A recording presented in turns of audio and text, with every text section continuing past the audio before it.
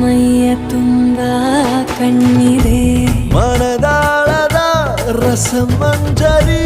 ರಂಗೇರಿ ನಿನ್ನ ಕಾದಿದೆ ಪಿಸು ಮಾತಿನ ಪಂದ್ಯಾವಳಿ ಆಕಾಶವಾಣಿಯಾಗಿದೆ ಸಂಜೆಯ ಕೆನ್ನೆಯ ಮೇಲೆ ಬಂದು ನಾಟಿದೆ ನಾಚಿಕೆ ಮುಳ್ಳು ಮನದ ಮಗು ಹಠ ಮಾಡಿದೆ ಮಾಡುವ ಕೊಂಗ